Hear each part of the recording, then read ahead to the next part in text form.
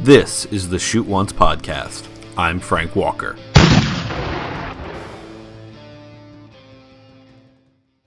Welcome, everyone, to the Shoot Once podcast, a proud member of the Hockey Podcast Network. A week where a lot has happened in the NHL, and a lot of things. I wouldn't say we're clear on what's going to happen just yet, but we have a lot better idea. Big things happened. The majority of the show today is going to be obviously talking about the NHLPA approving the return to play format, which we now have a decent understanding of what's going to happen there. But before we get to that, we've got the what I think is a very important topic that got kind of brushed over because we all know, because of the huge story about return to play.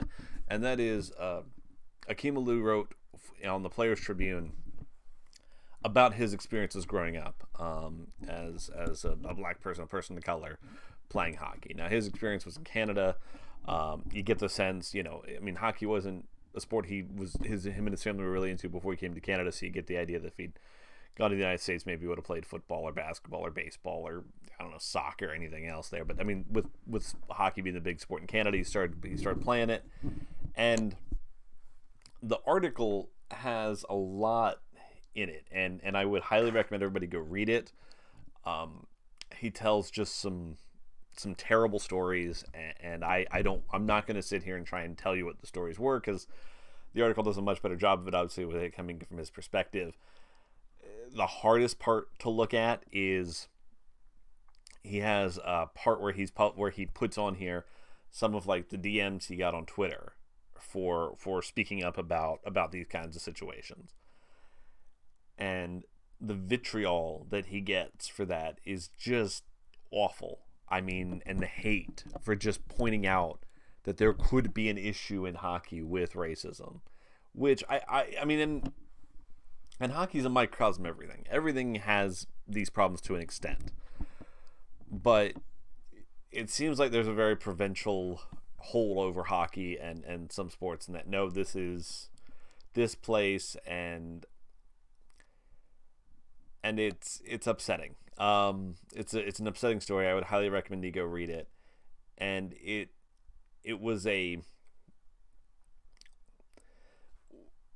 it's a reminder that this isn't just a problem for people of color. This is a problem for everyone.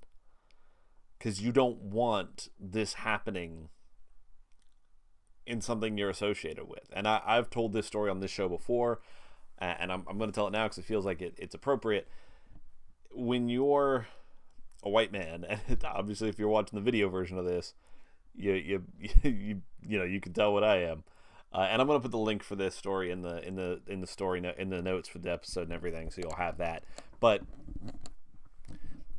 when you grow up a white man, and where I grew up was pretty rural, there weren't, and nobody was overtly racist or anything like that. No, but very few people were overtly sexist. But you don't realize what that privilege is growing up. Because when I grew up, I didn't see a lot of examples of somebody being racist. So I didn't think that I was getting any kind of special benefits or anything else like that.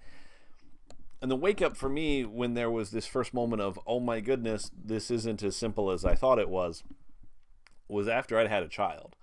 And I was watching hockey one night, and my daughter, she was about 3 or 4 at the time, she looks up at me and goes, "Daddy, do girls play hockey?" And that moment kind of opened my mind a little bit in a way it never had before, because there's such a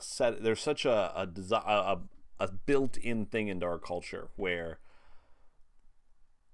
the men's version of something is just considered the default, that's the normal one, and anything else is the strange one. Like, even things as simple as when you play a video game and you start with the default character, until very recently, that default character, if you had any form of customization, always defaulted to a white man. And again, I'm not trying to make a bigger thing out of this than what it is, but it is recognizing the place in the culture that we're at where it's the white male version of something is the normal version of it. And something that this story points out is the role that the people who have that privilege of being the normal people involved in something, there's a responsibility to that to try and make things better. The thing that came to my mind when I was seeing some of this was who Hakeem Alou didn't have. One of my favorite sports movies is Remember the Titans. It's a really good movie. I really like it. Yes, it very much puts kind of a very shiny veneer on a story that was more complex than what it was. That's what movies do. But there's a moment in it when, during a playoff game, there's essentially the premise of the movie, for those of you who've never seen it. If you haven't, shame on you. A black football coach is brought in to be the head coach of this recently school district where they had a black high school and a white high school, and so they put them together to have one high school, and every other coach in the system is white, so they have one black head coach. And the school board is looking for an excuse to fire him, so as soon as he loses the game, they're going to fire him. And they have this white guy who's been their head coach for a long time. And in one particular game, the referees are essentially trying to fix the game. There's just this kind of concerted effort to, let's get the black head coach out. Let's do this. And the white head coach, who stands to gain by this happening, realizes what's going on. And he pulls the referees aside. And he tells them, if you guys keep doing this, I'm going to go to the papers. I'm going to tell everyone what you did. I'm going to be the one that's going to spill the beans on this. And they were like, no, let's help you get your job back. And he's like, no, you treat these kids right. These kids work too hard playing football. We're not doing this. We're not, doing this to somebody. And, they threaten him back with something else, but he pushes through, and, the referees stop. They call a decently fair game from then on, that sort of thing. And it's just, again, these things get a little complicated. I'm not saying there needs to be the white saviors stepping in, but there's a role to play of being the one to step in and say, no, this isn't okay. This isn't normal. This isn't how we do things. So that would just be my message to you after reading all this stuff. If you're involved in something and you're the person who has the place of privilege in something, and you're seeing someone else, use that against somebody, you can step in and say something. You can be the person to say, no, that's not okay. No, this is not what we do. So that's my piece on that. Now jumping into more of the straight hockey stuff. The league has, the Players Association and the league have agreed on this 24-team format. If you're watching the video version right now, you're seeing the actual kind of playoff format from a TSN image that was done. Obviously, if you're on listening, we'll just talk about it here. But if you haven't seen this thing, this image has been all over the place now, or versions of it that show how these playoffs would line up. And essentially how this works, just as an example for the Blue Jackets, in the East, you have 4 teams that would get a bye to essentially the first round into the playoffs. And that's what I think is an important distinction here. The league, I don't think, they're not considering all of these series playoff games. Essentially what's happening is the 4 top teams in each conference. So in the East, it's Boston, Tampa Bay, Washington, Philadelphia. In the West, it's St. Louis, Colorado, Las Vegas, and Dallas. They are essentially automatically in the playoffs as seeds 1 through 4. Then you have what I believe are going to be 5-game playoff series based on where teams finish their regular season. So you've got the 8 and 9 seeds, the 8 seeds, the Toronto Maple Leafs, who are going to play the Blue Jackets from what we can tell now. The 7 seed Islanders are going to play the 10 seed Panthers. The 6 seed Hurricanes are going to play the 11th seed Rangers. And the 5th seed Penguins are going to play the 12th seed Canadians. Out west, the 8th seed Flames are going to play the 9th seed Jets. The 7th seed Canucks will play the 10th seed in the Wild. The 6th seed Predators are going to play the 11th seed Coyotes. And the 5th seed Edmonton Oilers are going to play the 12th seed Blackhawks. Let me say what I like about this format, first of all. Yay, hockey. I like hockey being back. I like all these different. I think the playoff series will be fun. They will be entertaining to watch. It will be crazy to go from months of no hockey to jumping right into what are essentially playoff games. So that'll be fun. The fact that for this year, I'm someone who's gone on the record saying I like the divisional format of the playoffs. I do kind of appreciate that it looks like this year they're just like, nope, scrap it. We're going to do something different because we're in a different time. And I like the idea of the Blue Jackets playing different teams in the playoffs. It feels, for a team that hasn't done a lot in its history, the more times you can have a playoff series against a team you haven't done before, it feels like you're kind of building more history into your team. Because at this point, those first 2 times we made the playoffs, it was, well, we played the Red Wings years ago, but then it was against the Penguins twice, then the Capitals. Then we have Tampa and Boston. So now we're at 5 different teams we've played in the playoff series. So if we get to Toronto, that'll be 6 because technically these play-in series will still be part of the regular season, but fans are going to think of them as playoffs because they are. It's 3 games, or it's a 5-game series. You have to win 3, and if you don't, your season's over. That's playoffs. It's just an expanded weird wild card format. Now, what I don't like about this is a lot. Something that kind of disappoints me. First of all, I think the teams that are getting the buys or that are going right into the playoffs, I think they're kind of hurt by this. And Tampa Bay, one of the 2 teams that actually voted against this format, their representative on the PA, he said why, and one of them was he didn't think that teams that got that, first round pass right into it, or that pass right into the playoffs, are going to be as well prepared because essentially what's going to happen while these best of 5 series are going on, the 1 through 4 seeds are apparently going to be playing some type of round robin where they all play each other once. So each of them will have 3 games in. And potentially this apparently they haven't figured out all the details yet. So that's one thing to keep in mind with everything I'm saying. Not all the details are worked out. That's why I haven't done that's why I'm not planning on doing a Toronto preview yet, because it's possible things may still shift, but who knows. They're all going to play each other. The idea being that this might affect seeding to get them some games in before the actual playoffs for them. But if you're the Tampa Bay Lightning, or even better, let's say you're the Washington Capitals, and you're playing some games against Philadelphia, Tampa Bay, and Boston, and all those teams know they're in the playoffs. It's just, who are we going to play is really the only thing you're worried about. And it's not like you're even getting home ice. You're all going to be playing in these weird, third-party locations. It doesn't really matter. But say Washington gets a Carolina Hurricanes team that just went 4 with the Rangers and is playing hard, playing lights out hockey because they've got to play hard.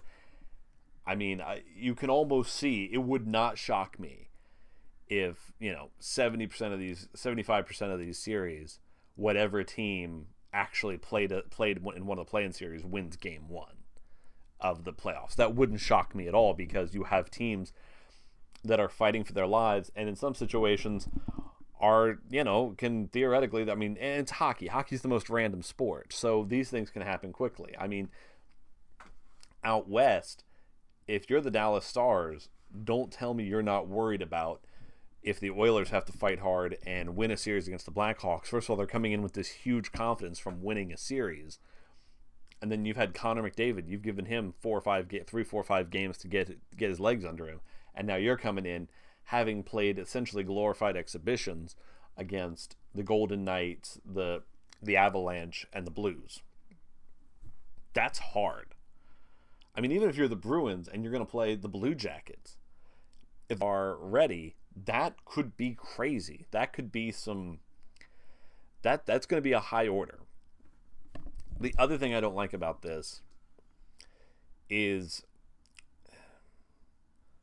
I'm not a fan of the 12 seeds, essentially, because these 12 seeds, let's go look at the standings and what was happening there. So the 12 seeds are Montreal in the East and Chicago in the West. In the West, Chicago was 6 points out of the playoffs and had played one more game than the number 2, than that what last wild card seed with 12 games to go. That's a really hard road to make up. In the East, Montreal was 10 points out of the last spot and had played more games than anyone else. That's rough. And you're telling me that they have, that they, you know, I mean, the thing is, if of all the teams that are on the outside looking in who could say they were upset by this, I'm kind of surprised Buffalo didn't vote against this, because when you look at this, they had 68 points in 69 games. Montreal had 71 points in 71 games. And Montreal goes in, Buffalo does it. I mean, I know you got to draw the line somewhere, not everything's going to be fair, but yeah, that's rough. What I was hoping to see when they announced that they were going from 4 hub cities to, or they didn't announce it, but when the news came out that instead of 4 hub cities, they were looking at more likely 2, what I was hoping for is that in your hub of 12 teams, so in the East, the teams we said in the playoff, out of those 12 teams, what would happen is that every team would play each other once, thus giving you 11 more games to play. So for the Blue Jackets, that would mean, Toronto, Boston, Florida, the Islanders, Tampa Bay, the Rangers, the Hurricanes, Washington, Montreal, Pittsburgh, and Philadelphia. You would play all them one more time. And when you look at what this does in the league standings, 11 more games would put Columbus at 71 games played. If you're looking at Carolina, 11 more games. I'm sorry, Columbus puts them at 81 games played. Carolina puts them at 79. Montreal would actually get the full 82 in then with that. And it would give these teams much closer to a full 82 game season, and then use points percentage to determine who gets in the playoffs. Now, is this totally fair? No, because obviously you're going to be now playing some division opponents more than you would have anyway. These last games, if your strength of schedule had been harder earlier and you were going to play some easier teams on the end part, and these other teams had already played the easy parts of their schedules, yeah, that's not going to perfectly balance either. But it gives you more closer to an 82 game season to actually see who would, closer to that, and then use points percentage to determine a regular 16 team playoffs. I think that would have been the way to go. I really do. Just because at that point you're looking at, and you're getting more hockey. I think you have more games in total doing it that way if every team has to play the other team once. And the other thing you'd get out of it is, if you're one of those teams right now, like say you're Boston and you're in the playoffs, but you're worried that you might play a hot Toronto Maple Leafs team coming off beating Columbus, and that's going to be a rough go for you. If for the last 2-3 weeks, instead of playing, instead of just kind of playing these little round robin games for a week or two while the other best 5 series were happening, if you were playing games, because you'd be playing games against the Canadiens and the Rangers and the Blue Jackets and the Panthers, teams who are fighting to get into the playoffs, so you're getting that level of competition. You're getting ready for it, and that's where I think this would have been a better field. At the same time, it would have helped other things out. Like I think it would have given us, because they're going to hand out a President's Trophy for this year, and I'm sure it's going to go to Boston because they're going to have to base it on points percentage. But it would have given you kind of a better feeling for how that race would have ended. It would have I think would have been a better overall system, because you would have had something closer to the regular season. In this situation, in my mind, what you're trying to do is, as best you can, replicate the regular season and what normally would happen. And I think that would have done the best job. My guess is to this point is what will happen. Any team that loses that play-in round will then go and, probably based on points percentage, be put into the draft lottery. And that's one of the main reasons I think we haven't heard anything about the draft yet, is because I think the teams want whoever doesn't make the playoffs, meaning the 16 left who play best of 7s, want them to get into a draft lottery. So that's where that goes. Another story that came out this week is the NHL and the Players Association are finalizing, discussion of just extending the league year essentially. Because right now, as of July 1st, every NHL player's contract moves forward a year. So that means you then have free agents, you have guys moving into their, unsigned RFA status, you have all that stuff. But obviously you can't play if somebody's not signed. And everybody kind of gets it. That just needs to happen. So expect that to happen. I mean, this was just kind of yeah, of course that was going to happen kind of story. So there's exciting things going on. A lot to be excited about in that it looks like we're finally getting some return to play. We started to see other sports come back on, which gives us a better idea of what the NHL is going to look like. I started seeing some clips going around this weekend about Bundesliga teams piping in crowd noise into their stadiums and seeing how that worked on TV. I actually think it worked better than I thought it would. And I think it helped because it wasn't necessarily the team. I don't think it was just something where the TV was putting on an overlay. I think in the arena they were actually playing it. So that would be cool. You'd like to see. I mean, it would be kind of cool to see whatever team is playing, for them to actually go to the trouble of saying, oh, this is the home team in this game and this is the away team, and then to actually have the fans react as if, have somebody sitting there hitting buttons as if the fans are actually reacting the way they would in the arena. I think that would be kind of a cool thing. Maybe it's something where I'd start watching and go, this didn't work, but I'd be interested. But hey, anyway, thank you guys for listening. I'm getting more excited with the idea that we're actually going to have hockey games to talk about. So thank you for listening, and go Jackets.